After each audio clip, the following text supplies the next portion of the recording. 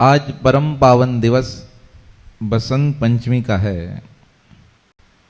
अनादि काल से यह परंपरा प्रारंभ हुई।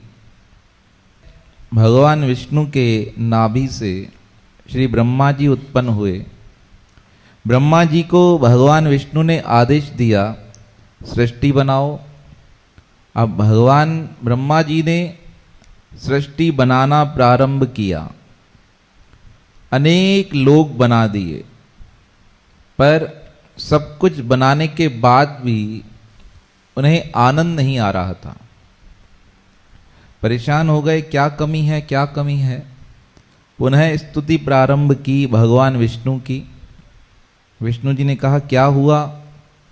कहा, सब बना तो दिया पर महसूस ही नहीं होता। कहा, क्या कमी है? कहा, जिस प्रकार हम दोनों बात कर पाते हैं, यह भी बात कर सकें तभी मजा आएगा। तो भगवान ने कहा, आदि शक्ति का आह्वान करो। अब माँ दुर्गा की उपासना की।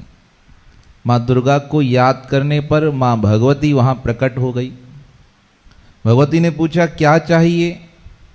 कहा, इन सबको वाणी प्राप्त हो जाए, यह बोल सकें।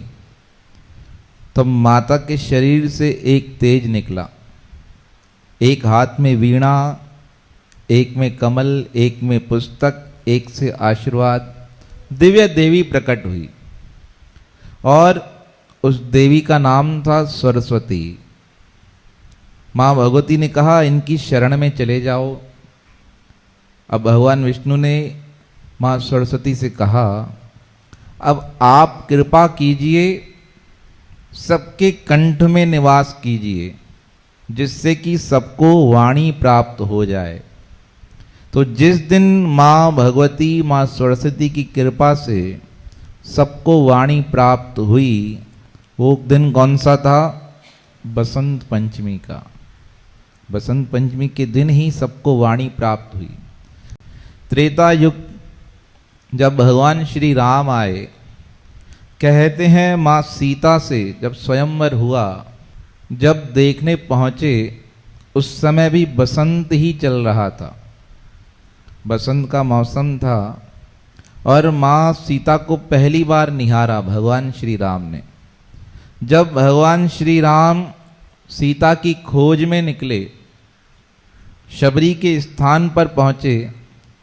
शबरी रोज भगवान के लिए रास्ता सजाती थी, रोज झाड़ू पोछा कर स्थान बना के रखती थी, फल तोड़ के रखती थी। कहते हैं आज ही के दिन भगवान श्री राम ने शबरी मैया को दर्शन दिए, कृतार्थ कर दिया। तो गुजरात के समीप एक स्थान है, वहाँ पर अभी तक कहते हैं वो स्थान है जहाँ पर भगवान श्री राम का शबरी से मिलन हुआ। उस स्थान पर आज बहुत बड़ा मेला लगाया जाता है। बहुत लोग एकत्रित होते हैं उस स्थान को देखने के लिए कि भगवान श्री राम भक्त के लिए स्वयं चलकर आए। अब द्वापर पे आ जाएं। कहते हैं भगवान श्री कृष्ण ने पूजा प्रारंभ की। भगवान श्री राम ने जब विद्या अध्ययन प्रारंभ किया तो आज ही के दिन से प्रारंभ किया था। आज के दिन कोई ना कोई पुस्तक अवश्य प्रारंभ करनी चाहिए। सरस्वती की देवी, उनकी कृपा से कुशाग्र बुद्धि बन जाती है।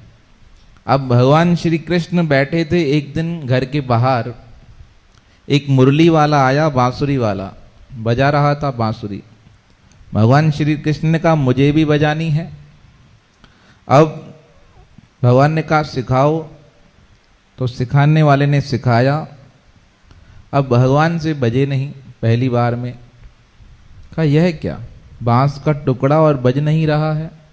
उससे पूछा, कैसे सीख सकते हैं?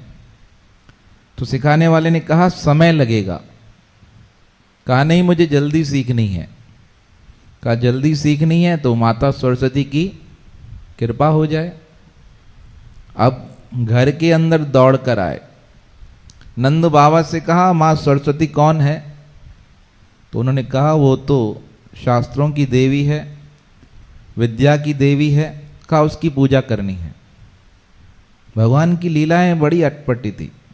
लोगों को सिखाने के लिए भगवान ने बहुत लीलाएं की।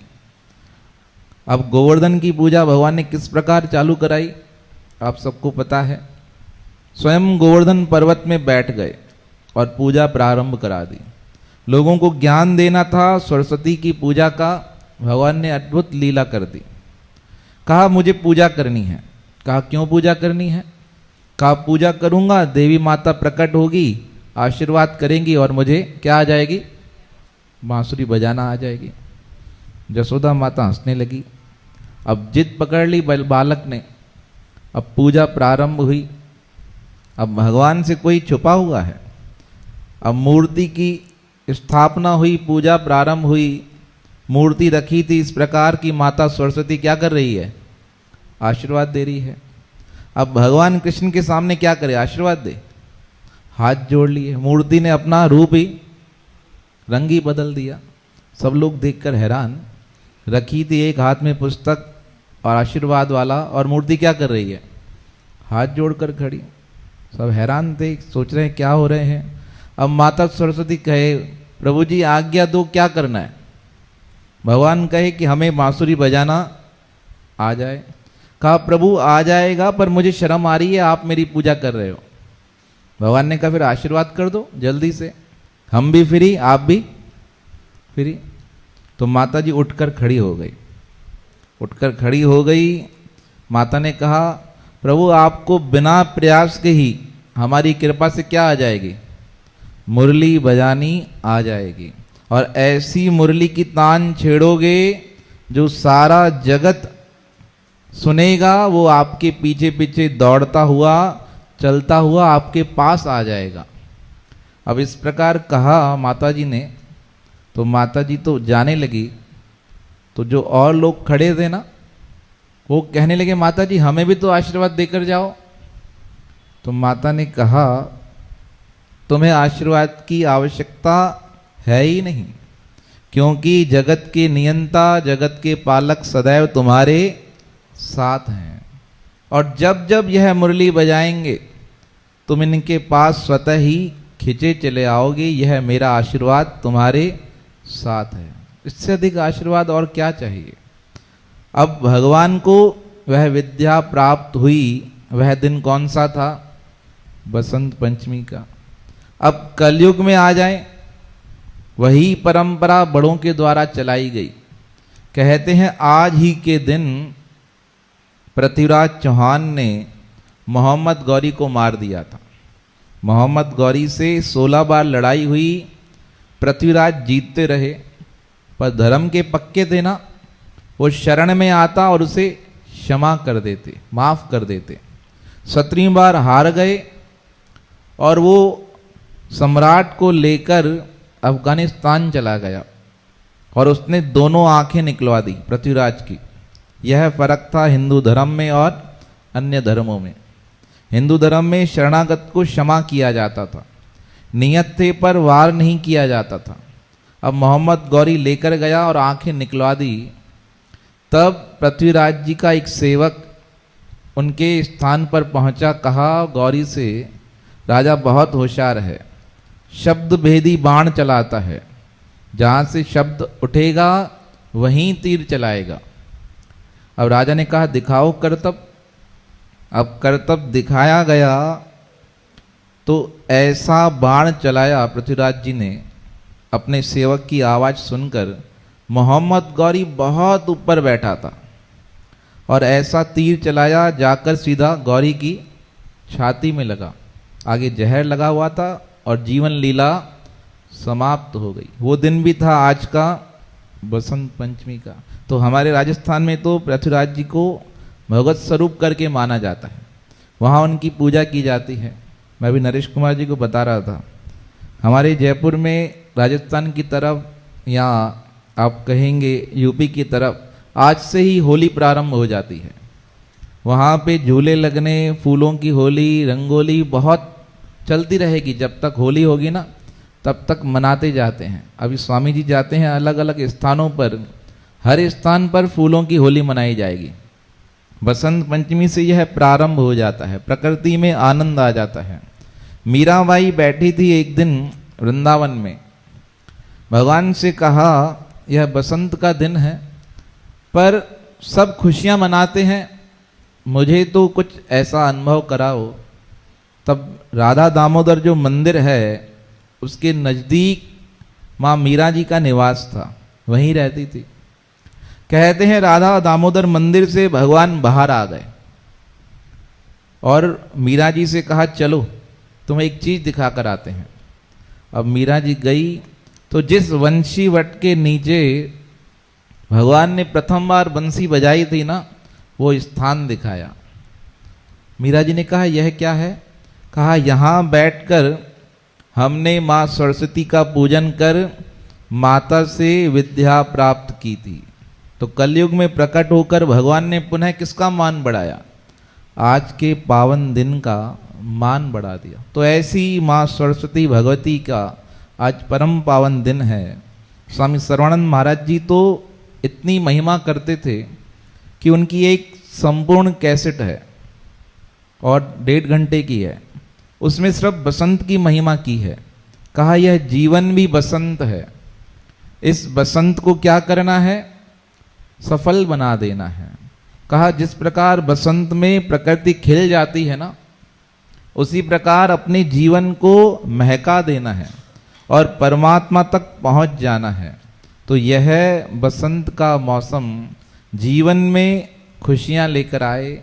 और क्या महापुरुष कहते थे सद्गुरु स्वामी सर्वानंद महाराज, आपके घर से अगर मंदिर नजदीक है ना तो पैदल जाओ। कितनी भी भयानक बीमारी हो, बसंत पंचमी से लेकर 40 दिन तक कुछ चीजें रोज करनी चाहिए। स्वामी जी कहते थे पहले दिन 1 बादाम भिगोकर खाओ, दूसरे दिन 2 खाओ, तीसरे दिन 3 खाओ, इस प्रकार 40 दिन तक 40 खाओ। आपके शरीर की जितनी बीमारी है ठीक हो जाएगी। पैदल सुबह निकलो, 3-4 किलोमीटर चक्कर लगा कर आओ।